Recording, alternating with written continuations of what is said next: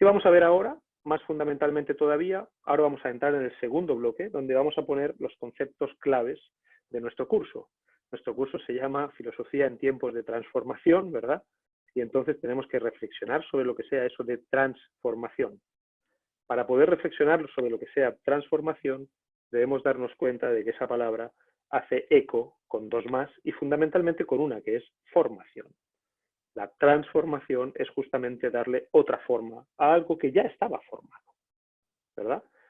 Ese será el concepto que veremos hoy, el concepto de formación. Por eso el título hoy es el ser humano como formador, el ser humano como alguien, insisto, que no recibe pasivamente su contexto o sus tradiciones, sino que siempre las configura, por decirlo con otra palabra. En la siguiente sesión lo que haremos es ver al ser humano cuando debe hacer cambios a esa configuración que ha generado, cómo se comporta. ¿Y cuándo debe hacer cambios? Justamente en tiempos de crisis. Justamente cuando la figura heredada ya no parece hacer sentido y es necesaria algún tipo de modificación. Y ahí tiene dos grandes caminos para hacerlo. La reforma, fíjense, transformar, reformar, perdón, formar, reformar, ¿verdad? O bien la transformación. Entonces, hoy ponemos las bases para conversar en los siguientes días de formar, reformar, transformar. Tres distintas maneras de asumir nuestro carácter justamente de proyectos históricos, lo que mostramos en la clase anterior. Bien, quiero esto que lo tengan a la vista, porque de esa manera siempre van a tener como el esqueleto, la arquitectura de este curso y los múltiples temas que salen, porque como han visto utilizamos una metodología pluralista. Yo intento introducirles en conceptos y filósofos importantes para dar herramientas conceptuales a la hora de pensar nuestros tiempos complejos. Rodrigo aterriza eso en la historia de Chile, por otro lado, en el mundo de la empresa, ¿verdad?, y del emprendimiento. Y por otro lado, Cristian lo acaba de, digamos, concretar y devolver filosofía enormemente concreta, en este caso, al campo en el que ustedes se desempeñan, al campo propiamente de la empresa. Bueno, hoy vamos a hablar de Hume y vamos a hablar un poquito de Kant y un poquito de Cassirer. Les hemos pasado dos textos, en este caso los textos serán justamente de Kant y de Cassirer. Me gustaría saber, así con mano alzada a plena cámara, simplemente si los han leído, si no, ¿quiénes han leído, han podido leer los textos? Ahí Víctor hace aquí un...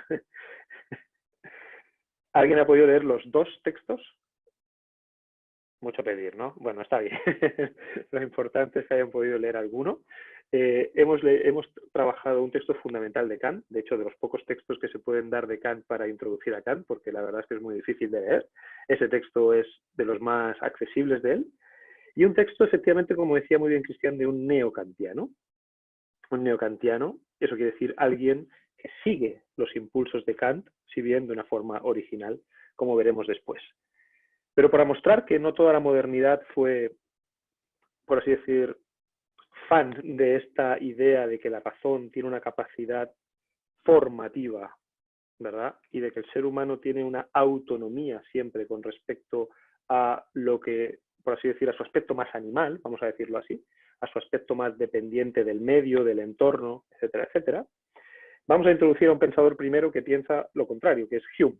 De esta manera vemos que la modernidad es bastante más compleja de lo que parece y de esta manera también introduciremos aspectos que después tanto Rodrigo como sobre todo Cristian van a retomar en su exposición. Así que voy a hacer una pequeña presentación de la filosofía de Hume, fundamentalmente de su obra principal, las tesis centrales, evidentemente no me voy a meter en tanto detalle, pero sí vamos a ver los argumentos, por tanto va a tener un elemento de seguir una argumentación para ver a qué conclusiones fundamentales llega Hume y cómo esas conclusiones son después, sin embargo, en algún sentido retomadas, pero también en algún sentido rechazadas por Kant y por el neokantiano Cassirer. ¿De acuerdo? Así que pues, primero Hume va a poner en dificultades serias la pretensión de autonomía racional, ¿verdad? Ese poder del entendimiento y del pensamiento humano de dar forma a la realidad. Hume nos va a decir que, bueno, el ser humano en realidad depende más de sus pasiones y de las impresiones que tienen las cosas sobre él. Por lo tanto, es más pasivo de lo que parece.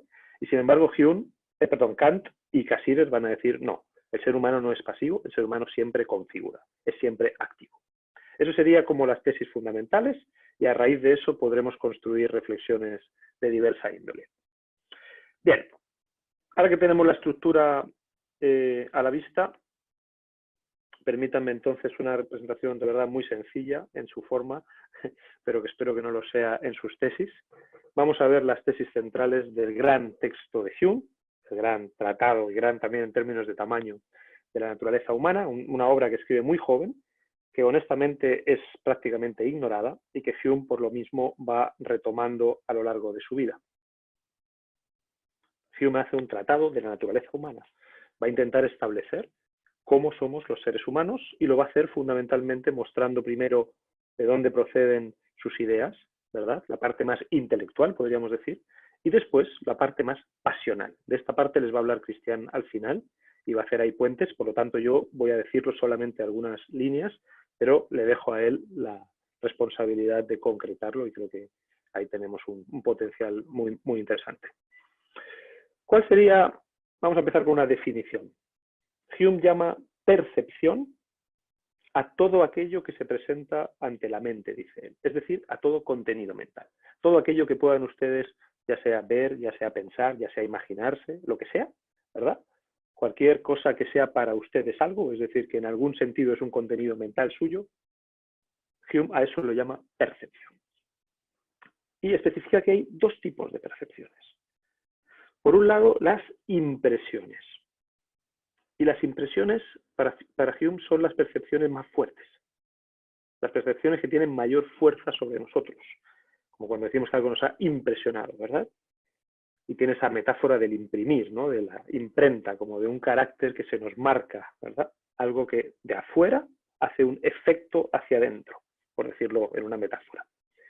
Y se refiere fundamentalmente a dos aspectos. Primero, vamos a decirlo en este orden, las pasiones o las emociones. Para Hume, esos son impresiones muy fuertes, nos marcan enormemente, nos movilizan completamente, son, por así decirlo, inmediatas, no tenemos un poder sobre ellas, dicho en otras palabras. Y por otra parte, las imágenes de los objetos exteriores. Si yo tengo ahora mismo a ustedes aquí delante, en este caso veo a Cristian, a Enrique, a Víctor y a Enrique Alani, yo no puedo no verlos, a menos que cierre los ojos, pero tan pronto como los abro, se me imponen, ¿verdad? Como se me imponen las letras de la presentación que estoy leyéndoles, etcétera, etcétera. En ese sentido, son las percepciones fuertes. Parece que yo no tengo poder sobre ellas, sino que más bien se me imponen. Y por otra parte, Hume dice, hay otro tipo de percepciones que son las ideas. Y las ideas son justamente los contenidos mentales. Cuando a partir de ahí hacemos, por ejemplo, yo cierro los ojos y me acuerdo de la imagen de Cristian, ¿verdad? Según Hume, eso es más débil que la imagen de Cristian que se me impone cada vez que la veo y no puedo hacer nada porque no se me imponga. Entonces, impresiones e ideas. ¿Y cuál es la tesis principal de Hume? Y esto es la tesis que hace de Hume un empirista, como se lo suele llamar, es decir, alguien que cree que todos nuestros contenidos mentales proceden de impresiones. La tesis es, la leemos aquí, perdón, voy a ponerlo así para que sea mejor, que todas nuestras ideas o percepciones débiles, como decíamos, son derivadas de nuestras impresiones o percepciones fuertes. Por lo tanto, que si tengo idea de algo es seguramente porque en algún momento lo percibí en el sentido fuerte, es decir, tuve una impresión de ello. Si tengo una idea de una lámpara es porque he visto una lámpara. No puedo tener ideas de cosas que no he en algún sentido recibido su imagen. Toda idea entonces surge de una impresión. Así pues, las impresiones preceden a las ideas. Si toda idea surge de una impresión, tiene que haber primero una impresión para que haya una idea. Como digo, tengo que haber visto algo así como una lámpara para tener la idea de lámpara. Y entonces Hume dice, ¿cómo podemos hacer para saber si nuestros contenidos mentales representan efectivamente algo o más bien son ideas que nosotros construimos pero que no tienen ningún correlato en la realidad? No es algo que exista. ¿Cómo lo podemos hacer? Dice, bueno, cuando tengamos una idea que no sepamos si realmente se corresponde con algo que exista, lo que tenemos que intentar ver es si tenemos una impresión, efectivamente, que la haya originado, que haya originado esa idea. ¿Verdad? Y bueno, Si intentando encontrar eso resulta que no lo encontramos, entonces lo más probable es que esa idea que tenemos en realidad sea una idea vacía, no tenga ningún significado, sea meramente una palabra, pero no se corresponda con ninguna cosa. ¿Qué ejemplos pone Hume de esto? Nada menos que dos de los conceptos fundamentales de la filosofía antigua y medieval, de la filosofía tradicional. Ya vemos que la filosofía moderna es muy crítica en ese sentido, justamente los conceptos de sustancia y de esencia. Para los antiguos, si lo que algo propiamente era su sustancia, era su esencia. Y Hume dice, no hay algo así. No hay algo así como esencias de las cosas. Tenemos percepciones de cosas que tienen ciertos caracteres que nos imprimen, pero esencias no las hemos visto nunca. Como le decían ya en la antigüedad a Platón, Platón, yo veo caballos, pero no veo la caballeidad, no veo la esencia de caballo, ¿verdad? Veo caballos múltiples, veo características que son propias de los caballos, pero lo que no veo es algo así como la esencia de caballo. Decía ya un famoso filósofo a Platón como crítica. Bien, dicho esto, estas son las bases de Hume. Hay percepciones fuertes, impresiones y pasiones, hay percepciones débiles, que son las ideas, ¿verdad? Y por tanto, si queremos examinar si alguna idea tiene sentido, refiere a algo, entonces debemos ver de qué impresiones se deriva. ¿Para qué usa esto Hume? Nada menos que para poner en cuestión la idea de sustancia, como acabamos de decir, también la idea de Dios, la existencia de Dios, la idea de alma, que el ser humano tenga algo así como un alma, y por cierto, por si fuera poco, como si se hubiera cargado no solo la metafísica, la idea de causalidad, es decir, también la física se ve problematizada de esta forma, ¿verdad? La idea de causalidad. Vamos a mostrar esto último. La idea de causalidad, ¿qué nos dice? La idea de causalidad lo que hace es decir que existe una relación necesaria entre dos objetos. Si tal objeto es porque el otro era antes, ¿verdad? Si tal cosa se mueve es porque otra cosa la mueve. Estamos estableciendo una relación entre dos objetos. ¿Qué va a decir Kant? Va a decir, ok, veamos si esa idea, la idea de una conexión necesaria entre dos objetos, es realmente una idea que proceda de algo, o si más bien la estamos construyendo nosotros y por ende es falsa. Y para eso pone un ejemplo que es el de la bola de billar, que es el siguiente. Hume dice que cuando vemos una bola de billar golpear en otra, ¿verdad? Vemos que efectivamente cuando la primera bola, la bola A, choca la bola B se mueve. Y Hume dice, ok, para que haya causa tiene que haber tres aspectos siempre presentes. Por un lado, efectivamente tienen que ser contiguas el objeto que hace de causa y el objeto que hace de efecto. Es decir, la bola que mueve a la otra bola debe coincidir en el espacio y en el tiempo, o sea, ambas bolas deben coincidir en el espacio y en el tiempo. Pero la causa tiene que estar antes. El movimiento de la bola A lleva al movimiento de la bola B, ¿verdad? Hay una prioridad en el tiempo de la causa. Y por otro lado, tiene que haber una conjunción constante entre causa y efecto. Si esa cosa pasa una vez, evidentemente no hablamos de que hay causalidad, sino más bien causalidad. Si cada vez que tiro una bola de billar y golpea en otra, esa otra se mueve, entonces pensamos hay una relación de causalidad. Es necesario, en pocas palabras. Evidentemente para nosotros en el sentido común, por supuesto que es necesario. ¿Cómo no? ¿Qué más podría pasar? ¿Verdad? Bueno, Hume va a poner en cuestión ese sentido común. ¿Y cómo lo va a poner en cuestión? De la siguiente manera. Claro, nosotros teníamos a las dos bolas ahí y las hemos visto. Pero para hacer un principio de ello, lo que tenemos que poder decir es, en toda situación, aunque yo no la vea, va a pasar algo así. Cada vez que una bola choque con otra, una bola en movimiento, se entiende, choque con otra, la segunda bola se moverá, ¿verdad? Pongámonos en el caso en que yo veo una bola salir, pero todavía no ha chocado con la otra. ¿Qué hago? Deduzco. Infiero que cuando choque, la otra se moverá, ¿verdad? Anticipo, si quieren ustedes. Por eso dice Hume que esa es la inferencia que va de la causa al efecto. La causa va a hacer que se mueva la segunda bola.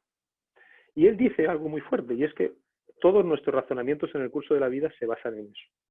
generamos este tipo de inferencias. Vamos aprendiendo cosas y las damos por supuestas. Pensamos que siempre serán así, que siempre habrá una regularidad, que las cosas se seguirán comportando como se han comportado hasta ahora. Y que además hay una ley que hace que eso sea así, que es justamente la ley de causalidad.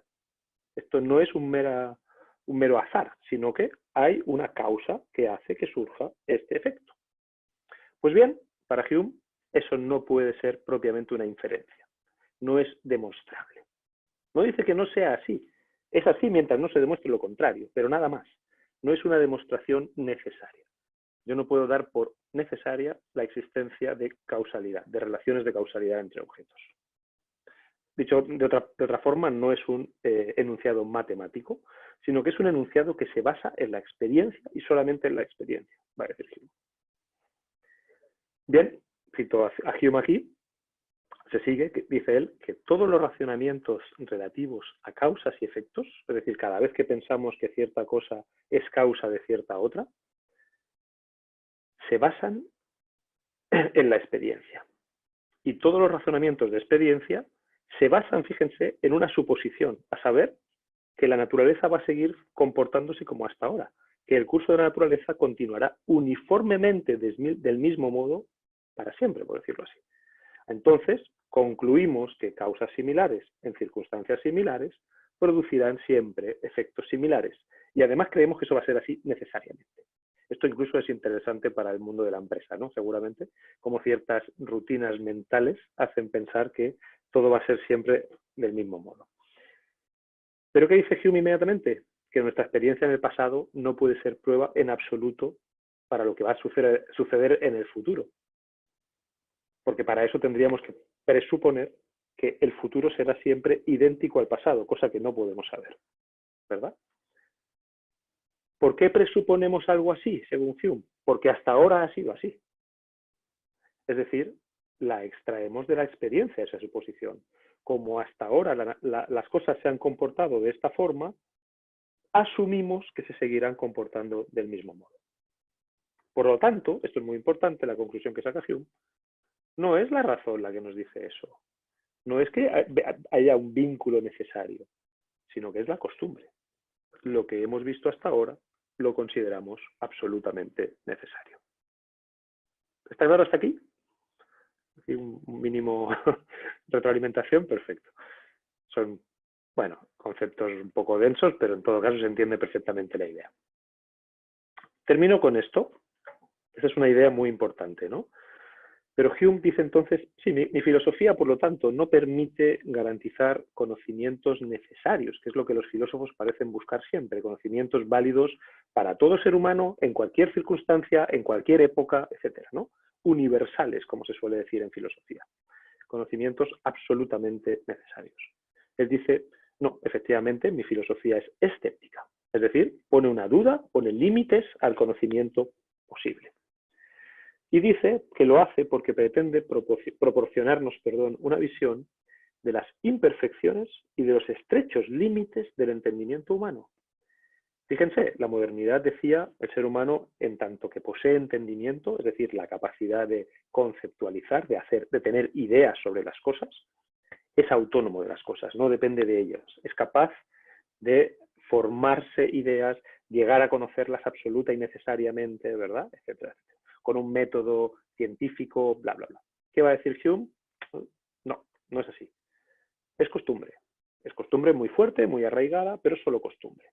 No hay necesidad, no podemos pensar que esos juicios son absolutamente necesarios y universales. ¿Por qué no? Porque simplemente estamos basándonos en la experiencia. Y por cierto, en la creencia, que no es para Hume la creencia, es decir, que yo creo que efectivamente si tiro una botella se va a caer, ¿verdad? Diríamos, pero obvio que sí, ¿verdad? Causa-efecto, fíjense que es una relación de causa-efecto. Si tiro la botella caerá, ¿verdad? ¿Por qué? Porque hay unas leyes que hacen que eso suceda así, necesariamente. Hume diría, oye, para la vida cotidiana ni te lo plantees, obviamente tienes que asumir que va a ser así. Pero si nos ponemos filosóficos, si nos ponemos en serio a decidir si podemos demostrar eso, resulta que no podemos demostrarlo. Lo único que podemos decir es que hasta ahora ha sido así y que eso genera en nosotros una creencia. ¿Qué es una creencia? Una cierta forma de pasión. es un sentimiento intenso. A la representación de que si tiro la botella, si toco la botella y la suelto se va a caer, le sigue un sentimiento interno de que eso efectivamente será así. Pero eso es todo, eso es una creencia, es una impresión de nuevo. Bien, incluso la creencia de que existen objetos exteriores es una creencia, yo no puedo demostrarlo propiamente. Entonces, las impresiones, las creencias y las pasiones, esto es muy importante y después Cristian lo retomará, dominan sobre las ideas. La parte intelectual del ser humano no es la que domina sobre la parte pasional, sino que más bien la parte pasional, pasiva, lo que nos pasa sin poderlo dominar y sin poderlo controlar, eso domina nuestra parte intelectual. Impresionante la tesis, ¿no? Muy importante tesis, y una tesis que pone, como digo, que tensiona las pretensiones de la modernidad. Y en esa misma línea, lo decía antes y lo digo muy rápidamente, porque si no me tendría que meter en Descartes, etcétera, cosa que no quiero hacer ahora, no se piensa que hay algo así como un alma, porque ¿quién ha visto un alma? ¿Verdad? Entonces, si no tenemos impresión del alma, ¿cómo podemos saber si existe alma? Quizá hay, pero desde luego nosotros no lo podemos conocer. Límites del conocimiento. Si no tenemos impresión de ello, una impresión clara, entonces esa idea es meramente una palabra. Tenemos percepciones de cosas, pero tampoco tenemos una sustancia pensante, un yo, como pensaba Descartes, lo voy a dejar ahí. Y tampoco, desde luego, podemos demostrar la existencia de Dios, porque, de nuevo, ¿quién ha visto a Dios? ¿Quién ha escuchado a Dios? ¿Quién ha oído a Dios? ¿Quién ha tenido una impresión sensible de Dios? Y si no hemos tenido eso, no tenemos nada que pueda haber ocasionado en nosotros esa idea, ¿verdad? Según Hume, eso sucede por combinaciones. Tenemos la idea de un ente y tenemos la idea de algo que no se termina nunca, entonces las unimos y decimos es un ente infinito, ¿no? Y un ente, qué sé yo, tenemos la idea de un ente que, un objeto que tiene, por ejemplo, fuerza o un cierto poder, entonces pensamos en un ente que tiene un poder infinito, un saber infinito, pero es una composición, no es algo que hayamos propiamente percibido y por lo tanto no es una idea que podamos demostrar la existencia de Dios. Ni siquiera la existencia del mundo exterior, ni siquiera la existencia del alma, como decía antes. Bien, lo dejo hasta aquí. Veo que ya van saliendo preguntas y después las retomaré, ¿vale? Permítanme que termine para seguir con la metodología que nos hemos propuesto, pero me alegra mucho que ya estén surgiendo. Lo dejo hasta aquí para mostrar ahora una posición diferente, que es la posición justamente de Kant y de Cassirer, muy rápidamente.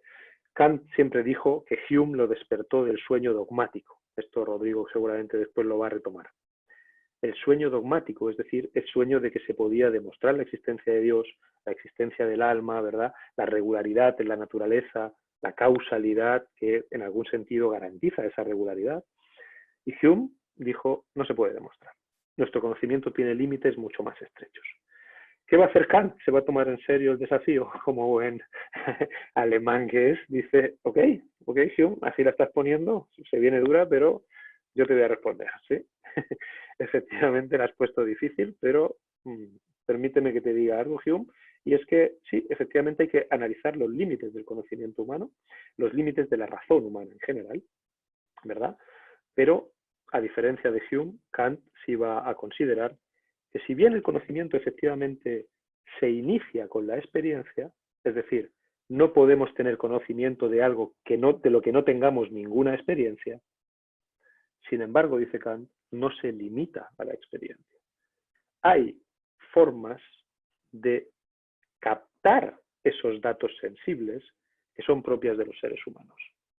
Y por lo tanto, el ser humano no es meramente pasivo nunca. Incluso en la mera captación de ustedes ahora mismo en las pantallas, yo estoy viendo seres humanos que se mueven, que están uno al lado de otro, encima de otro, delante de otro, ¿verdad? Que tienen en algunos casos audífonos, en otros lentes. Estoy categorizando, no estoy recibiendo una sinfonía caótica de impulsos sensoriales, sino que estoy viendo objetos y objetos que entiendo y además relaciones entre objetos. Imagínense, estoy viendo a ustedes uno al lado de otro, ¿verdad? Por lo tanto, la pura percepción sensible del ser humano no es meramente pasiva, es ya activa. El ser humano incluso lo capta siempre espacio-temporalmente, cosa que no hace el resto de seres vivos, ¿no? Lo capta siempre como antes de, después de, a la vez de, delante de, enfrente de, ¿verdad? Al lado de. Eso no es información que me den los sentidos. Los sentidos me dan colores, sabores, olores, ¿verdad? Tactos, de sensaciones táctiles, pero no me dan en absoluto un al lado de. Al lado de lo pongo yo. Y por eso para el murciélago no hay algo así como al lado de. Vete a saber cómo percibe el murciélago, ¿verdad? Probablemente haya otra forma de orientarse. Pero el ser humano se orienta configurando. Esa es la idea central que les quiero transmitir a partir de Kant y a partir de Cassirer en 3 minutos más, para no pasarme el tiempo, que no me estoy pasando porque ha habido una introducción larga que no era todavía mi exposición, ¿verdad? Es decir, incluso cuando captamos el más sencillo de los objetos, no estamos siendo pasivos, no estamos meramente recibiendo información, por decirlo así, sino que ya siempre a la vez la estamos organizando, ¿vale? Y por cierto, no según nos parezca bien, sino según reglas que dictan nuestras facultades cognitivas, que son idénticas en todo ser humano. Por lo tanto, yo no puedo decidir si veo a Enrique encima del otro Enrique, por cierto, ¿verdad? Sino que es así, no solo porque, claro, eso es una información sensible que yo recibo, pero que yo categorizo encima de. Evidentemente, si yo pongo aquí un gatito, no ve eso. No ve a un ser humano encima de otro en una cámara donde uno tiene ciertas cualidades, otras, etcétera, etcétera. Estamos siempre categorizando. No me voy a liar mucho con esto, si quieren otro día les explico bien la teoría del conocimiento de Kant, pero en definitiva nosotros no somos esclavos nunca del contexto ni de los objetos sensibles y por tanto no somos esclavos de las sensaciones, de las impresiones, como decía Hume, sino que las impresiones son siempre categorizadas por nosotros, son siempre ordenadas, organizadas, y eso es formar. Nosotros le estamos dando forma a ese material que nos llega. ¿Sí? Siempre. Necesariamente, por el puro hecho de ser seres racionales finitos, dirá Kant. Y pongámonos en el otro gran ámbito, el ámbito moral. Para Hume, somos esclavos de las pasiones. La razón no tiene la fuerza como para imponerse sobre esas impresiones tan fuertes que son las pasiones y que la mueven, ¿verdad? Casi que como un títere nos mueven nuestras pasiones. ¿Qué va a decir Kant? La razón encuentra en sí una ley que le permite justamente, una vez más, ordenar, y casi yo diría en este caso también ordenar en el sentido de disciplinar, sus propios afectos, sus propias pasiones.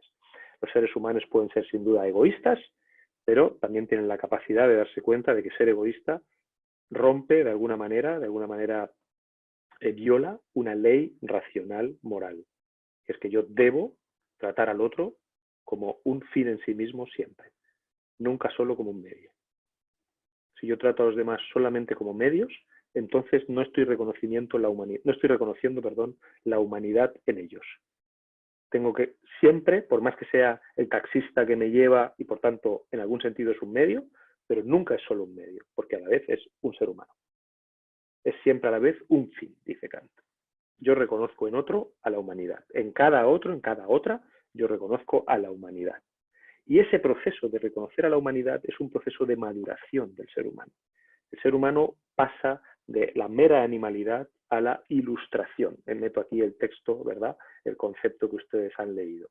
El ser humano va volviéndose mayor de edad. Es una mayoría de edad que sobre todo es una mayoría de edad moral. Se va volviendo autónomo. Ya no necesita que los tutores le digan lo que tiene que hacer. Ya no necesita que nadie le haga obedecer, porque él mismo puede reconocer cómo son las cosas. Puede reconocer mediante la ciencia cómo están configuradas y puede reconocer la ciencia, que es por cierto actividad racional, ¿verdad? En la que todo ser humano actúa racionalmente igual que cualquier otro, y desde luego también puede reconocer en sí mismo una ley moral que le dice, está bien, puede que te apetezca esto, puede que tengas muchas ganas de esto, pero no debes actuar así. Debes actuar de este otro modo. Así que actúa como debes. Esa ley la encuentra todo ser humano en sí mismo. Y por cierto, para Kant esto es la ley en el fondo que luego es idéntica a la idea del amor al prójimo, ¿verdad? Por tanto, hay una idea también de una religión racional. Una religión que no contradice, sino que de hecho refuerza, o por así decir, coincide, mejor dicho, ¿no?, con el sentido de la ley moral racional, que es tratar al prójimo como un fin en sí mismo, como un ser humano. Bien, dicho esto, 2 minutos más, simplemente 1 minuto incluso, que añade Cassirer. Si han leído el texto, al final lo dice explícitamente. Él dice, ok, ha habido muchas teorías. Las teorías han ido llevando a una concepción de nuevo muy naturalista del ser humano, el ser humano como un mero animal que recibe información, etcétera, etcétera, ¿verdad? Como un mero, en fin, más evolucionado, pero en definitiva una concepción muy meramente biológica, como si nosotros meramente nos adaptásemos al medio. Y Cassirer dice, no, no es así. Una vez más, respuesta kantiana, ¿verdad? Por eso es un neokantiano. No es así. El ser humano siempre configura, una vez más. ¿Cómo configura según Cassirer? Simbólicamente. El ser humano no capta meramente cosas, sino que siempre las pone en lenguaje, las pone en palabras, hace de ellas imágenes, símbolos, ¿verdad? Hace de ellas incluso técnica. Aquí no, en el texto que les pasé no habla tanto de eso, pero el ser humano configura su entorno, configura su mundo. No es nunca, insisto, meramente pasivo. Siempre es, por eso siempre tiene una distancia con lo dado.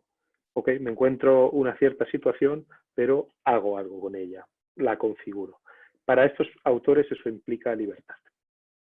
El ser humano no está predeterminado ni por su entorno, ni por su herencia, ni tampoco por sus pasiones. Esto es muy importante. Tampoco la pasión, que es la naturaleza interior, nos determina. Somos nosotros los que tenemos siempre las riendas. Esa es un poco la idea ilustrada. El ser humano tiene siempre las riendas. No para ser un tirano, sino justamente para liberarse de los tiranos. Liberarse del tirano de la tradición, liberarse del tirano del poder absoluto, ¿verdad? Liberarse de las pasiones, que también pueden ser muy tiranas. Esas son las ideas centrales que yo quería transmitirles acá. Por un lado, Hume diciendo las pasiones hacen esclava a la razón y el ser humano y su intelecto no son capaces verdaderamente de llegar a conocimiento necesario, sino meramente, digamos así, empírico, ¿verdad? Mientras no se demuestre lo contrario. Kant va a decir, el ser humano puede llegar a conocimientos necesarios porque siempre está configurando la realidad y por tanto hay una regla, hay leyes en su forma de categorizar, no lo hace arbitrariamente y el ser humano es capaz de domeñar sus pasiones para justamente actuar como debe. Por lo tanto, el ser humano es formador, no es pasivo, no es nunca meramente pasivo, es siempre a la vez activo, siempre está dando forma. Esto tiene su potencial, como verán ustedes, yo lo dejo acá para que podamos ir avanzando justamente en la concreción de estas ideas. Pero como verán tiene mucho potencial también desde el punto de vista de bueno, no verse atrapados en una tradición, en hábitos y rutinas que simplemente seguimos, en lo que dice según quién que parece que hay que seguir sí o sí, ¿verdad? En la no tanta obediencia, sino más bien mucha más reflexión, innovación, diálogo, etcétera, etcétera. Yo creo que por ahí hay elementos interesantes para aterrizar en el mundo de la empresa, pero esto lo dejo en manos de los que saben hacerlo mucho mejor que yo. Así que hasta aquí mi presentación. Le vamos a dar la palabra a Rodrigo Silva, que nos va a hablar de la ilustración hoy. Kant y Hume presentes. ¿Dónde vamos a poner ojos? La intención de esta sesión, y ustedes jugarán al final, es empezar un recorrido de las próximas 3 de lo que Isaiah Berlin ve como el conflicto esencial que se mantiene presente en nuestros días, y esto tiene implicaciones muy fuertemente en la política, en la que no pretendemos entrar, pero sí a mí me importa el tema de nuestras verdades históricas. La charla está construida en 5 momentos. Para esta fase lo más probable es que lleguemos hasta Kant y Hume. Vamos a hacer una introducción con la tesis central, vamos a desvelar a los millennials y vamos a hablar de Kant y Hume presentes hoy, que es lo que está reservado. Si nos da un poco el tiempo, pasaremos a lo que viene, que es la desvelación de nosotros mismos como racionalistas ilustrados. Es muy importante ver que en lo que estamos viviendo hoy podría haber, en ese gran conflicto, es muy importante ver esta tesis de Berlin de que los conflictos entre racionalistas y románticos están presentes hoy, Y la pretensión mía en las próximas 2 sesiones es mostrar cómo el conflicto entre nuestra generación deudora de la tradición y nuestros hijos, los millennials, y entenderemos millennial como todos los menores de 35 años, más allá de las categorías que ellos tienen, X, Y, Z, podría ser un remake del conflicto entre racional y romántico. Bueno, aquí está Hume, aquí está Kant, que son los autores, y yo como berliniano pretendo usar los ojos de Berlín para ver métodos de estas dos personas. Entonces, esto ya lo hemos dicho, o sea, nuestro conflicto podría ser calcado a un conflicto que se vivió en torno a la Revolución Francesa. ¿Qué pasó ahí? La tradición mostraba algo así como la fidelidad. La tradición era fiel al rey, a la república, admiradora del conocimiento. Toda la ilustración fue newtoniana. O sea, el que se parecía a Newton estaba por el buen camino. Creía en el avance de la ciencia, en el poder político y en la felicidad. La novedad es que vinieron señores desde la misma razón a cuestionar la razón. Esta idea que los románticos no son racionales, que mentía con posterioridad con los análisis que se hicieron 100 años después. La novedad era la integridad, la sinceridad. 50 años antes, Mahoma tenía que ser muerto y escupido en su tumba porque iba contra Dios. Ahora no, se le admiraba su sinceridad, la propensión a sacrificar la vida por un ideal, válido para sacrificarlo todo, vivir y morir por un principio, ¿ah? Que son ideales, y tenían una frase fuerte y provocadora: el fracaso es más noble que el éxito, porque el éxito tiende a ser imitativo y vulgar. Entonces, dicho esto, aquí tenemos la idea del romanticismo con Romeo y Julieta, ¿ah? Y del racionalismo, un ejecutivo como nosotros. Y los románticos le decían otra cosa provocadora. En el fondo, la razón es como una jaula para un pájaro. Nos limita, hace perder vida, diseca. El análisis es disecante, es como estar en la sala donde se está embalsamando a alguien. Entonces, en los autores que nosotros venimos anclando, vienen básicamente, estamos en el siglo XVIII y aquí estamos en Hume, a pasar al siglo XIX con Nietzsche, Husserl y Heidegger, que lo vamos a ir viendo hacia adelante. Entonces, vuelvo a la tesis central. A los chilenos nos falta imaginar y nos falta pensar. Sabemos razonar bien porque somos ilustrados y no tenemos problemas, de acuerdo a mi opinión, con el entendimiento. Vamos a desvelar a los millennials y acuérdense que la tesis que he planteado es que los millennials son los románticos. Son como estos caballeros que todos conocemos, los Beatles. Entonces, los millennials en el fondo, el lugar donde los podemos observar, los tenemos a mano, es en nuestras propias casas, digamos. Están acá y tienen ellos, ¿ah?, el ideal parecido a estos señores que hablamos la vez pasada, a los que construyeron Océanos Azules. No estoy hablando de todos los millennials, por supuesto, estoy hablando, en la historia de la idea, son las características de una generación las que hace que unos pocos, nunca la historia ha sido conducida por la mayoría, logren hacer la diferencia y marcar el rumbo para la humanidad. Entonces, ¿qué nos dicen los millennials? Nos dicen: viejo, no quiero ser como tú. Y vamos a tratar de, a través de esta frase, ir desvelando qué, en mi opinión, significa esto, y ustedes juzgarán después si les pasa algo parecido o si, en el fondo, mi relación con los millennials es muy propia. Significa: no quiero una casa grande. En realidad, quiero un departamento, un depa, como dicen ellos, céntrico. ¿Ah? No quiero un auto caro. con el metro me basta. O sea, no es la idea de ese Ferrari con el que muchos soñamos durante mucho tiempo. No quiero 4 hijos, voy a adoptar y con uno solo ando bien. O sea, no quiero esa familia. La verdad es que quiero algo más parecido a esto o incluso adoptar. Mi hija dice, hay muchos niños en el mundo, prefiero adoptar, no quiero traer más. ¿Ah?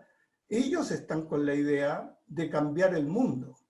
Había un suizo por ahí, habla Tom Peters, que se quejaba, Suiza siendo el país con mayor per cápita del mundo, que los suizos nunca se habían propuesto, no se escuchaba de suizos la frase quiero cambiar el mundo, como se escucha en los estadounidenses, estos señores que cambiaron el mundo. No quiero vivir para la plata, vale decir, quiero tener emociones, ir al sudeste asiático, viajar así. Nos están proponiendo un mundo distinto. A mi modo de ver, no quiero casa grande, no quiero auto caro, no quiero 4 hijos, quiero cambiar el mundo, no quiero vivir para la plata. Es un mensaje potente que no hay que ningunear. Parte de lo que queremos hacer así, en esta parte del curso, es posicionarnos. Esto es historia de este momento y es una crítica social que debemos tener. Entonces, y tengo una tesis más fuerte. Los millennials son los únicos capaces de llevar a Chile al desarrollo. Y aquí no estoy entendiendo el desarrollo como $40.000 per cápita. Estoy entendiendo el desarrollo como el avance hacia una sociedad decente, que significa cultura, artes. Si el desarrollo fuera $40.000 per cápita, muchos países petroleros serían desarrollados. De cualquier manera, ellos están cambiando la propuesta de trabajo en la administración de las empresas. El trabajo como una experiencia, como una entretención, algo parecido a lo de Ricardo Caponi de la felicidad sólida.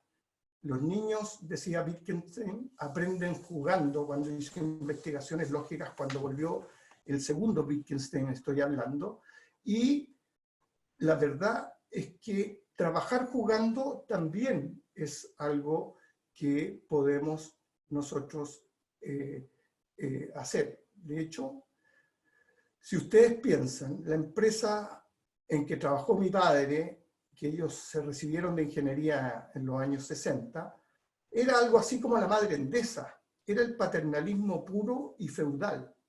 Además, yo viví en una época, en los 80 y 90, donde el lema era trabaja más por la misma plata.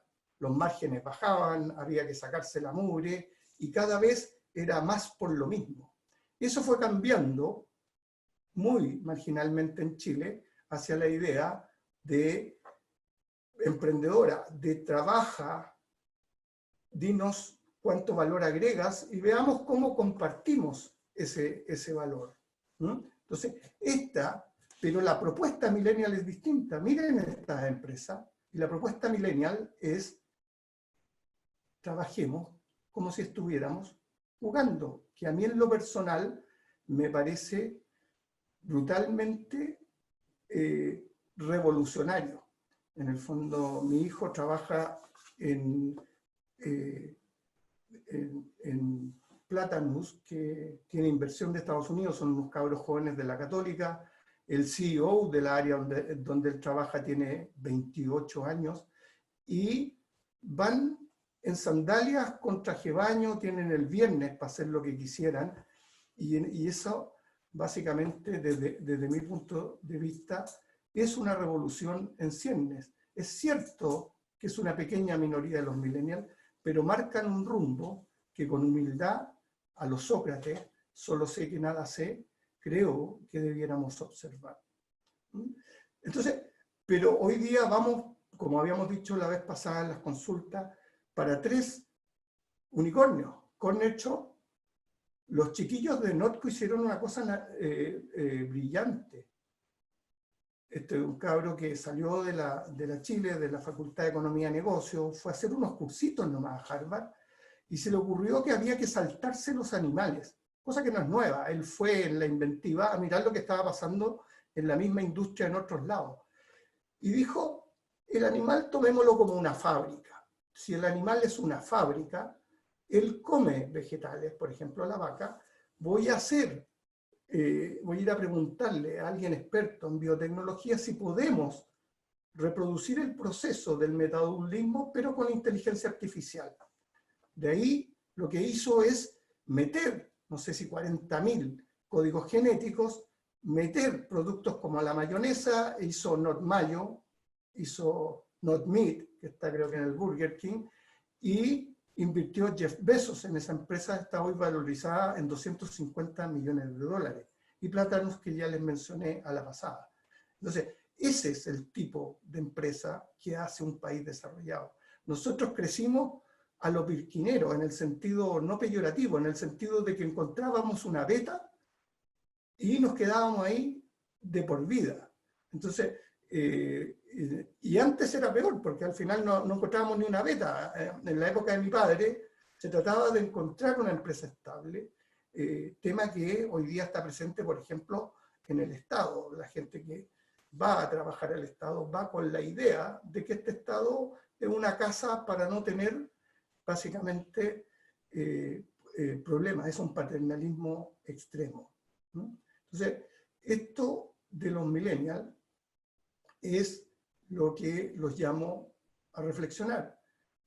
Partí con los Beatles y terminé con Steve Jobs, Bill Gates, Jeff Bezos y Elon Musk, para decir que los jóvenes son capaces de cambiar el mundo y que son parte de la solución.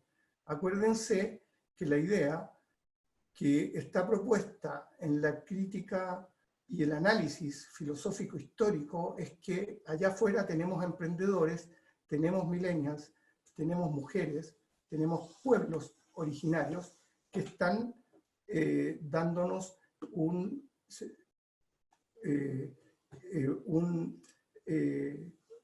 grito para ser reconocidos. Las teorías del reconocimiento las iremos dando. Ahora entremos a lo que nos pueden aportar estos caballeros, Kant y Hume. Voy a hacer unos pequeños aportes más y pasar rápido por esta parte de la exposición, de lo que dijo Paco, que de alguna manera yo voy a extraer lo que hemos venido viendo, ojos y método, porque la idea de esta parte del módulo es hacer una ingeniería de la filosofía. Entonces, vamos a ver cuáles fueron los océanos azules, y cuando en esta charla hablamos de océanos azules, estamos hablando de la filosofía de los océanos azules, no del método concreto para hacer océanos azules. Ya tendremos la oportunidad quizás de entrar ahí, pero eso está demasiado tratado. La novedad es ver que para nosotros estas dos categorías, el océano azul es el lugar que nadie vio antes, el lugar donde después se genera toda una corriente para transformarse en un mar rojo a la larga, porque nosotros entendemos que el sistema, no solo el capitalismo, sino que el sistema del conocimiento y toda la industria se mueven en una dialéctica entre océanos azules y mares rojos. Entonces, bueno, David Hume tiene el honor de haber despertado a Kant, eso no es cualquier cosa. Y la verdad es que durante mucho tiempo estuvo escondido como el hombre que despertó Kant y el neopositivismo, o sea, Popper, Carnap, las personas que rescataron todo lo que es el positivismo. Es algo que viene del hecho mismo, es el empirismo, digamos, es positivo, tú lo puedes ver. Hume, que viene de una tradición inglesa, en el fondo de la idea del principio de razón suficiente, que ya hablaré de él enseguida, y del empirismo inglés, tiene básicamente, ¿cómo podemos entender el principio de razón suficiente? Esto es antes de Hume, pero él con el principio de causalidad lo objeta o lo refuta. Si yo estoy en mi casa y siento un ruido, por ejemplo, de ese taladro, y yo sé que hay una construcción al lado, la razón suficiente para el ruido que estoy sintiendo es la construcción del lado. O siento lo que están haciendo estos caballeros y vivo en el departamento del lado, esa es la razón suficiente. Lo más importante a mi modo de ver, y por eso Paco anticipó que yo me iba a detener en esta parte de la causalidad y de la relación entre Hume y Kant, este es un verdadero océano azul con una sola observación. Un océano azul en la historia de las ideas a veces es un concepto o una observación. La causalidad no es observable. Usted está mirando y la verdad es que no ve la causa. O sea, ve las bolas de billar, ve eventos antes y ve eventos después. Esto le permite anticipar y predecir. O sea, si lo ha visto suficientes veces, usted ya sabe lo que va a pasar. Es como que tiene la película por adelantado, pero no la puede observar. Kant se agarra de esto para generar incluso un modo de argumentar que lo veremos en un ratito más cuando terminemos de complementar lo que ha dicho Paco. Esto está dicho por Paco, pero me interesa detenerme y reforzar el concepto. Entonces, también Hume, también dicho por Paco, descubrió otro océano azul en la falacia naturalista, que de cosas de hecho no se puede hacer demostraciones de derecho. O sea, de lo que vemos no podemos demostrarlo a través de la lógica, la categoría de concepto. Hume es el padre de la idea de la fe, de que tenemos que tener fe que la puerta está ahí porque si no lo vamos a levantar, pero no podemos demostrar que tenemos una puerta frente a nuestros ojos. Entonces, básicamente, lo que hay detrás de todo esto es la idea que Kant después lo va a transformar en una legalidad. La mente pone cosas ahí, nosotros ponemos cosas ahí. Cuando estamos asustados por la situación actual de Chile y vemos a Venezuela y nos da susto caer en Venezuela, nosotros estamos poniendo la idea de que si pasan tales y tales cosas, como la bolita de billar, por consecuencia lógica van a pasar todas las siguientes. O sea, vamos a terminar en un Chávez o Maduro. Entonces, y esto que también lo mencionó Paco, la razón como esclava de las pasiones, permítanme ahondar en esto. Lo que dice Hume básicamente es que nosotros nos mueven las pasiones, y Cristian después va a profundizar mucho en esto porque nos parece muy relevante. Nos mueven las pasiones, o sea, si yo tengo hambre, decido ir al McDonald's o decido ir al supermercado a comprar comida. Entonces, la razón, ¿qué hace en esto? La razón lo que hace es guiarme, va a decir, yo me dice, agarra el auto, frena, si es que hay una luz roja, un disco pare o se va a cruzar, y me va guiando para cumplir con lo que son las pasiones. Por eso a Hume, que había quedado por bastantes años en la historia como el despertador de Kant, los positivistas, los neopositivistas lo rescatan, porque empiezan a ver que en esto de las pasiones, en el fondo hay algo más. Y nosotros en eso somos humeanos, y eso es post-ilustrado, digamos, o sea, no pasar más arriba de la razón es algo que Kant no aceptaría. Ahora vamos a hablar de lo que nos está aportando Kant hoy en día. Este caballero que cuando murió, el único retrato en su pieza era el de Rousseau, a quien admiraba, y a Hume también lo admiraba, pero la única figura humana de su pieza era esto, que fue desarrollador. Realmente, este es un genio de marca mayor. Estamos hablando de un Einstein del pensamiento, pero que de repente en Chile siento yo que tendemos a ser muy kantianos, no solo en la ética, La ética militar es muy kantiana por la idea de la acción por deber, y hablaremos y recalcaremos eso en unos minutos más, sino que somos muy kantianos porque a la larga estamos en la taxonomía de la acción por deber, es hacer eso que no nos gusta. Para Kant, la acción, cuando tiene valor ético, solo si no nos gusta. Si tú vas a cuidar a tu mamá y te encanta cuidarla y lo gozas, esa no es una acción ética. En cambio, si te carga ir y vas, estás siendo una persona ética. Le critican a Kant el ser muy exigente con su ética. Entonces, ¿qué hace Kant? Algo notable. Quiere llevar a la razón al tribunal de la propia razón en la crítica de la razón pura. ¿Qué significa eso? Ser juez y parte. Parece ridículo, pero para alguien con la honestidad de Kant, en realidad es una genialidad. La filosofía crítica viene de Kant. Y hay mucha filosofía crítica ahora contemporánea en el siglo XX, anclada en lo que Kant nos enseñó. Él hace las tres críticas, que son estos tres libritos, muy difíciles de entender, solo de lectura asistida. Yo en la ingenuidad, antes de prepararme, tenía algunos de estos comprados, pero la verdad es que uno no llega a la página 10 en el entendimiento, o sea, los que somos mortales, digamos, de esto. Es muy difícil leerlas de manera sola. La crítica a la razón pura, en el fondo, es lo que pretende solucionar, es un conflicto que está presente hoy en Chile, de acuerdo a la primera clase. El conflicto entre los empiristas, que normalmente eran ingleses, y los racionalistas franceses, porque unos decían que el conocimiento venía de los hechos y los otros de las categorías de conceptos.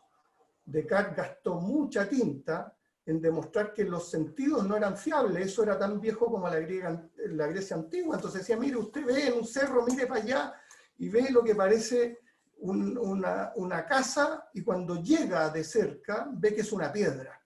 Entonces, ¿cómo nos vamos a fiar de eso? Usted mira la luna y le parece chica, o el sol le parece de 10 centímetros, pero con la razón usted puede saber lo enorme que es el sol. Entonces, este es el conflicto. Y a lo que llega al final, tomemos que los ingleses se fían de la intuición, de lo que nos viene de los sentidos, de Hume, de las emociones, y los franceses de la razón. Kant hace lo que se llama un giro copernicano, da vuelta al asunto. Y lo que termina haciendo es decir, no, necesitamos de ambos. Todo conocimiento parte por una intuición, pero tenemos que poner las categorías. Y dice una frase célebre, dice, la intuición sin concepto es ciega, pero el concepto sin intuición es vacío.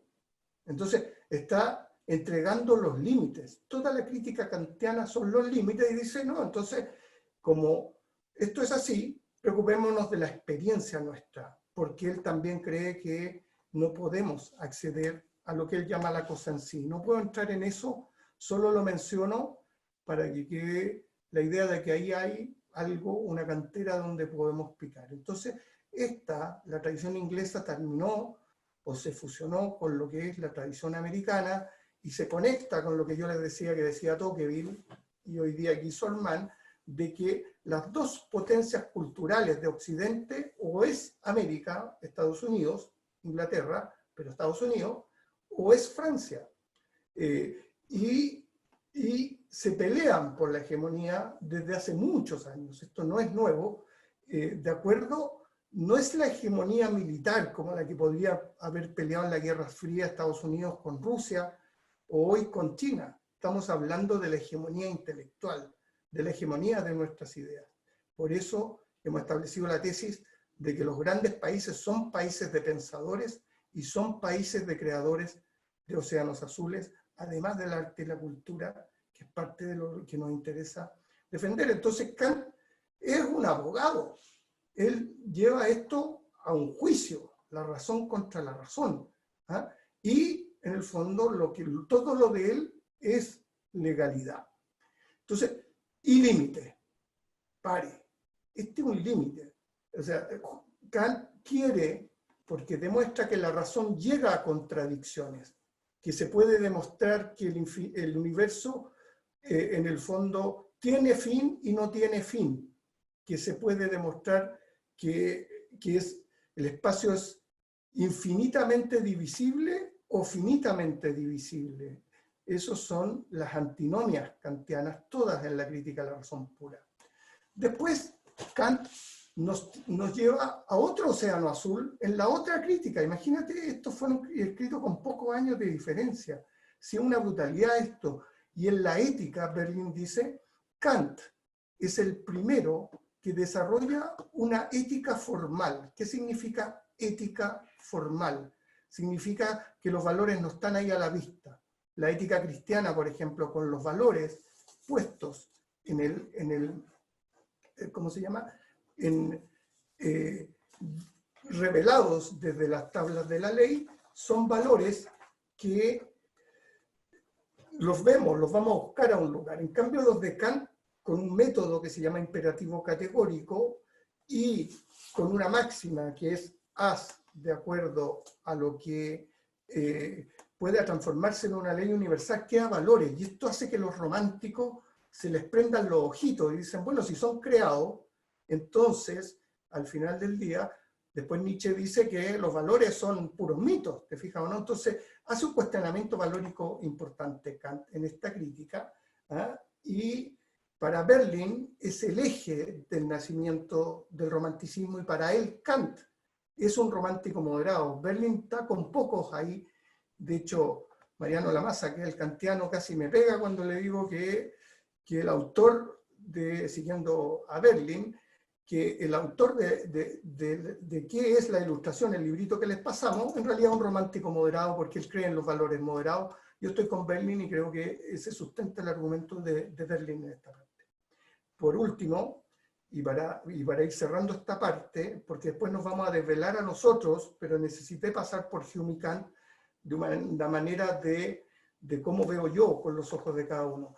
La crítica de la facultad de juzgar es una maravilla. Kant, cuando se detiene en las dos primeras críticas, se da cuenta que el entendimiento nos permite formar un juicio. Entiendo que el perro es grande, el perro es negro, el perro es un boyero de Berna.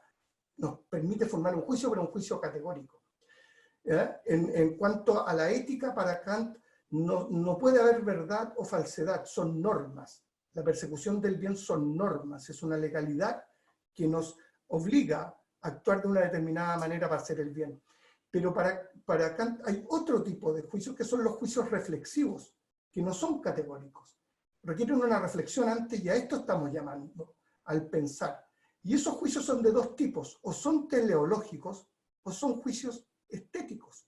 Los juicios teleológicos son de acuerdo a un fin. Por ejemplo, la nieve, cuando se congela, permite que las raíces del árbol no sufran, no se muera el árbol, porque no llega el frío a la raíz. Entonces alguien se podría formar el juicio de que la nieve Dios la creó para preservar la vida. ¿Ah? La sangre, por otro lado, es cuando cicatriza, evita que nos desangremos. Entonces alguien se podría formar el juicio que la sangre fue hecha para preservar vida, para que no nos desangremos. Pero son muy peligrosos estos juicios, y en política han tenido muchos. Y después vienen los juicios estéticos. ¿Por qué vamos a los juicios estéticos? Porque los juicios estéticos marcan un paradigma y un entendimiento que es el romántico, y el otro está en la crítica a la razón pura. Y de este librito nació todo el romanticismo. Y con una palabrita, la palabra de lo sublime. Lo sublime había llegado 100 años antes que Kant, a través de un libro que nadie sabe de quién es, se lo adjudicaron a Pseudo Longino. Burke agarró el concepto de lo sublime y fue trabajado por Kant, Schiller, Hegel. Heidegger no lo trabaja, pero a la larga hay autores que ven que en Heidegger está presente lo sublime. Lo sublime es la idea del terremoto o del espacio, de que hay cosas que de nuevo el límite kantiano, nuestra razón no llega, es una intuición, algo que no hay concepto para verlo. Aquí está lo de lo inefable.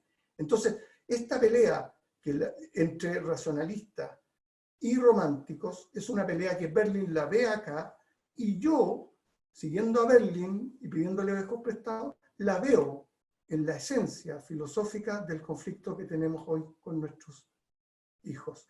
Eso es todo por hoy, muchachos. Vamos a comenzar entonces con la penúltima, la tercera parte de esta sesión, que hemos denominado Formando la empresa desde las pasiones y la causalidad. Bueno, quiero nada más decir algunas cosas respecto de David Hume, por quien experimento gran simpatía, así que quería acercarle un poco más a nuestro propio sentir y a nuestro propio emocionar. David Hume, que es un hombre que nace en 1711, 60 años después que Descartes. Descartes es la estrella del firmamento en ese momento, desde un racionalismo conceptual muy teórico, y fallece el año de 1776 durante la Revolución Norteamericana, en ese mismo momento, ¿no es cierto? Él es escocés, y el mismo año en que se publica La riqueza de las naciones, de Adam Smith, que era su gran amigo. David Hume, yo diría que era una suerte de millennial del siglo XVIII. Su padre quería que fuese abogado, que habían elegido él, y él en cambio lo que quiere es ser famoso, y lo dice con esas palabras, y hacer lo que le brinda placer, que es básicamente escribir. Publica su obra central a los 28 años, que es un tratado sobre la naturaleza humana, lo mencionó Paco hace un momento atrás, y que es un libro que, como muchos libros grandiosos en la historia, fue ignorado durante una cierta etapa posterior a su publicación. Él hizo una nueva edición abreviada, y eso generó el interés muy intenso en este escrito.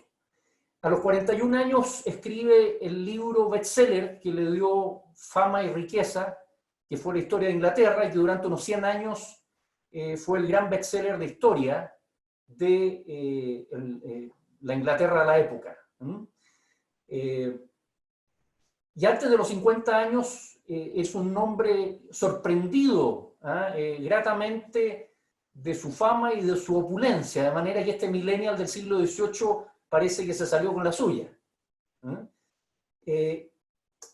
Quiero partir con una provocación de David Hume a todos nosotros, mujeres y hombres de principios del siglo XXI, porque él usa una frase que se suele decir abreviada, pero yo aquí quiero mostrarla completa. Él dice: la razón es y solo debe ser esclava de las pasiones, y no puede aspirar a ninguna otra función que la de servir y obedecerles. ¿A qué? A las pasiones.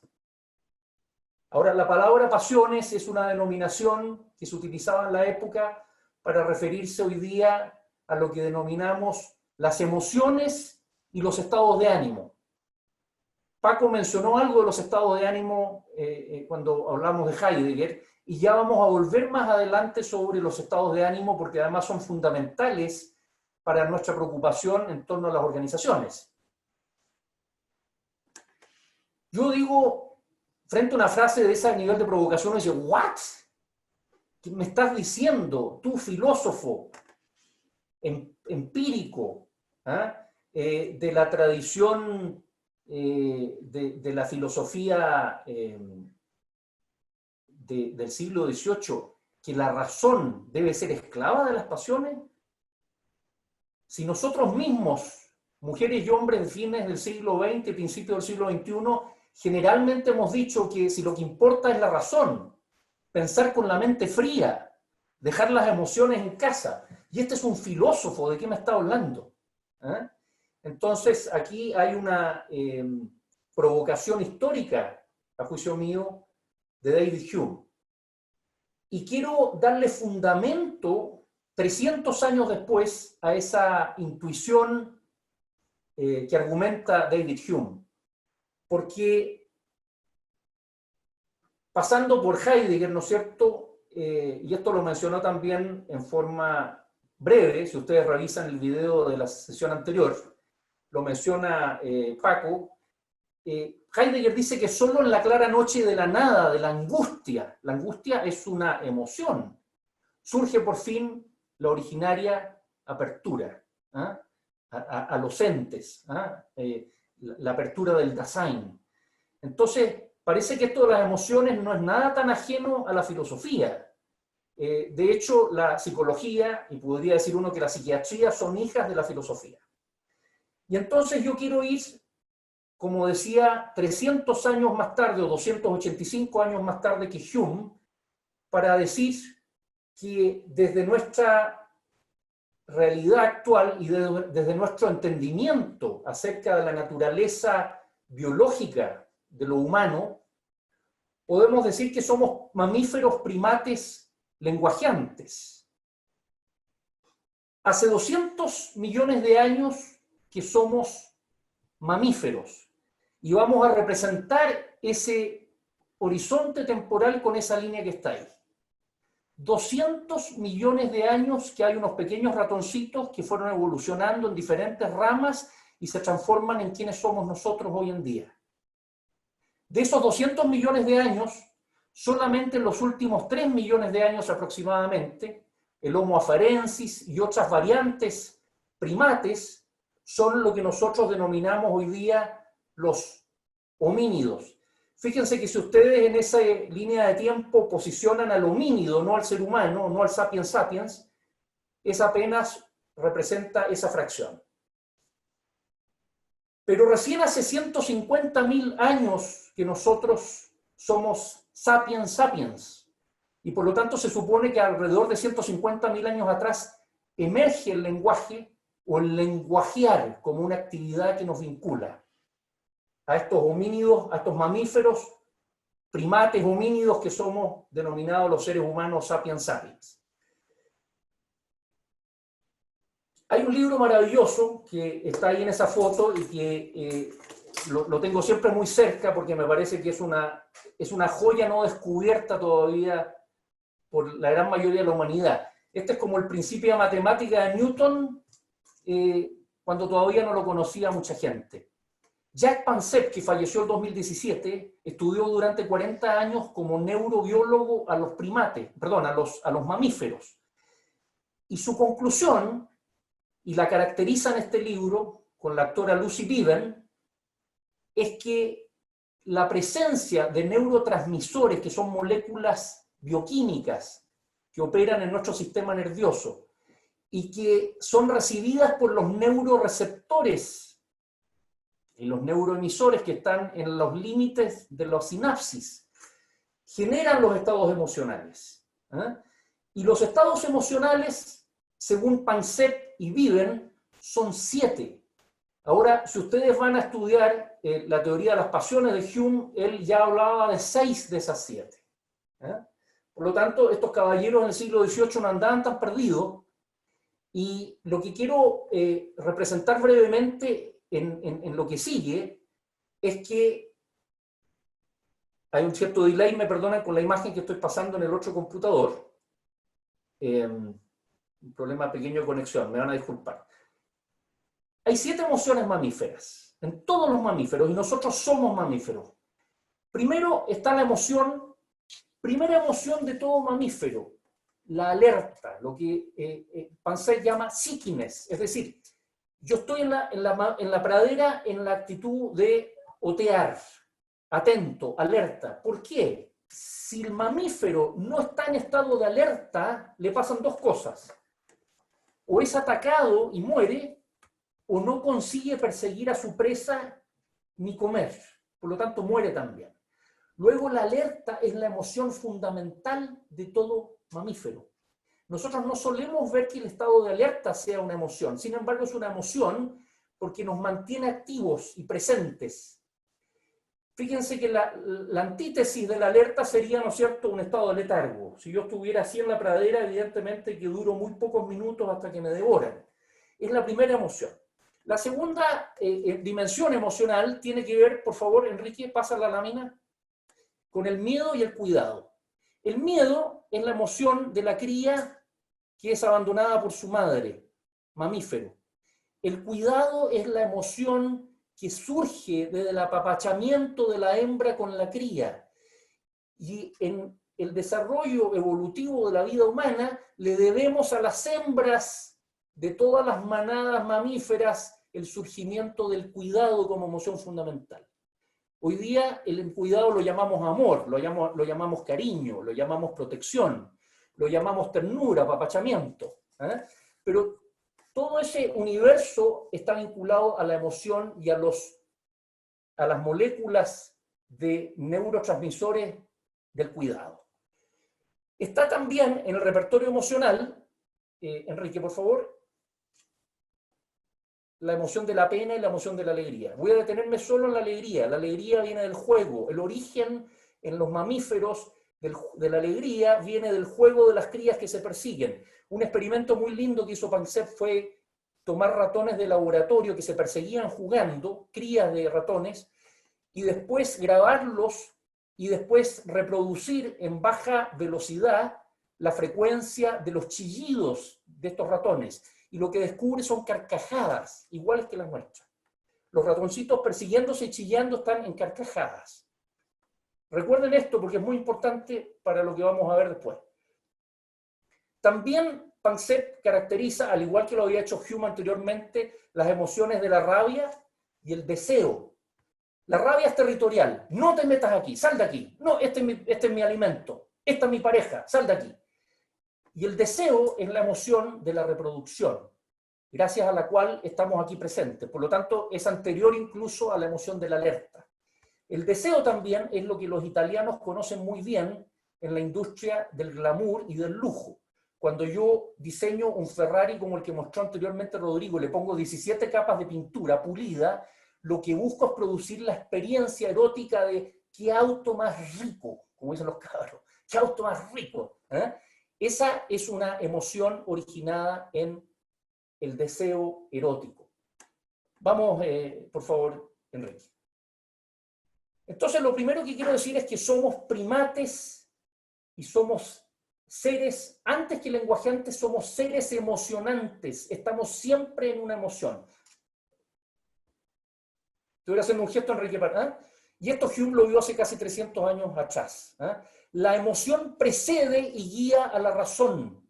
Es anterior, porque lleva 200 millones de años ocurriendo. El lenguaje lleva 150.000 años y los filósofos llevan un poquito más de 2.500 años. Siempre estamos emocionando. Actuamos y pensamos siempre desde una realidad y un contexto emocional que es anterior.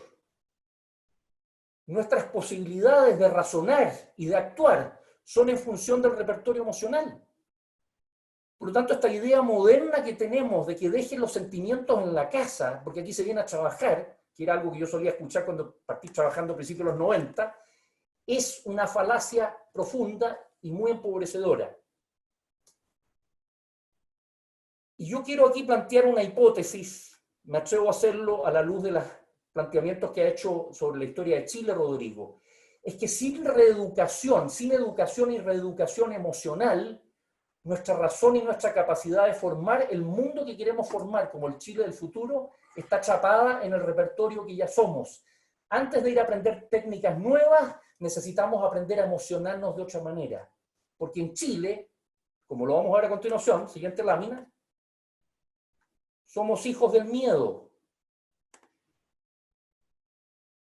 La pregunta que me hago yo es ¿qué emociones esclavizan nuestra razón? Dado que Hume lo había anticipado y vemos que la ciencia hoy día lo ratifica. ¿Qué emociones esclavizan nuestra razón en la cultura y en la empresa en Chile? Propongo, y para esto hay que remitirse a lo que ya ha dicho Rodrigo, que el miedo, la pena y la rabia son emociones centrales de nuestra cultura chilena. En la cultura peruana, tenemos aquí al amigo Enrique Alaña, eso no es exactamente así. En Chile, estas son las tres emociones fundamentalmente presentes en nuestra matriz cultural. Y tenemos fundamento histórico, la invasión de la conquista, que afectó a todos los pueblos de Latinoamérica, y por lo tanto la sensación de un mundo que se destruye y que es despojado. Eso produce tristeza, produce miedo y produce rabia. La guerra de Arauco, 300 años de fricciones fronterizas. Todas las noches nos vamos a acostar pensando que puede haber un ataque. Los terremotos, esta cultura medieval culposa, basada, ¿no es cierto?, en la sensación de que hemos caído en el pecado, la pena, el miedo, ¿no es cierto? Esta lógica militar que se guía, ¿no es cierto?, por las instrucciones verticalistas y también por la rabia ante las órdenes incumplidas. Y esta cultura agraria, que no ha mencionado tanto Rodrigo, esta cultura agraria de hacienda durante la colonia, 250, 300 años, me lo recordaba ayer mi amiga Luz en una conversación, me decía cultura agraria de hacienda. Por lo tanto, también hay un micromundo de un rey con unos subalternos, ¿no es cierto?, dentro de un espacio geográfico territorial. Y eso opera durante 300 años en la historia de Chile.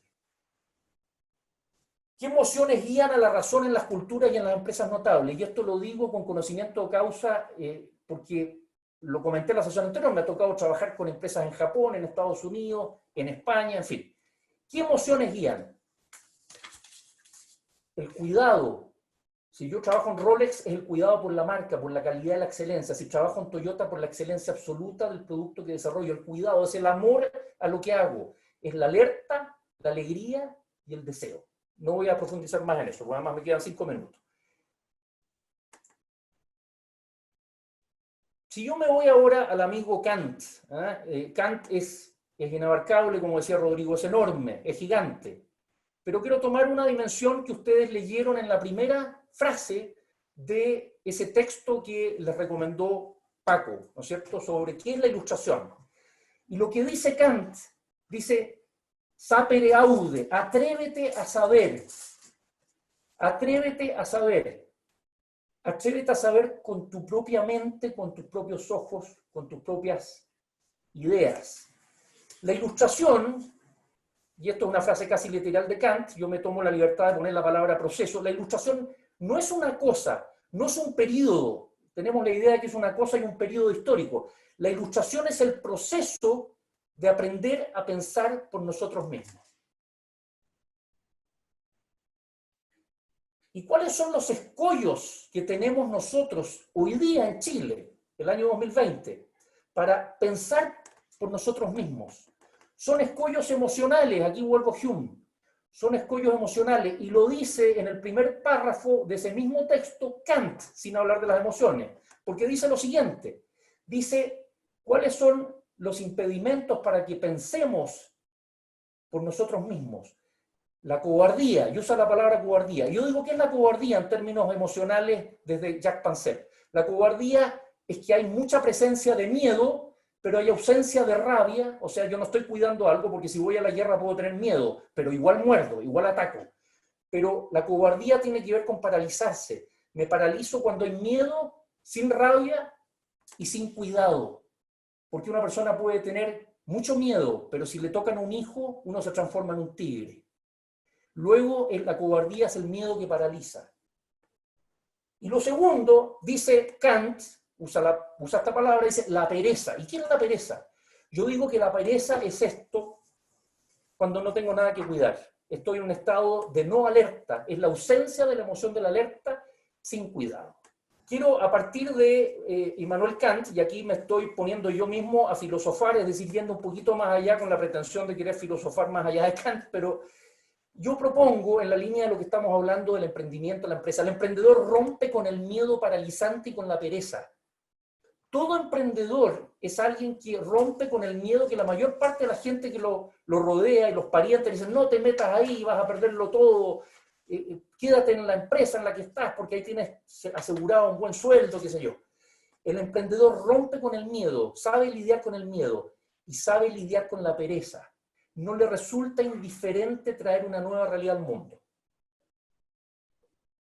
La disposición emprendedora sería entonces, respondiéndole a Kant, una forma de la ilustración.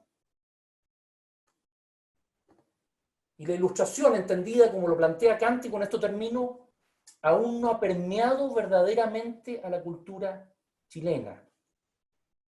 Porque somos un país que todavía se saltó directo de la idea de la lógica medieval al mundo neoliberal.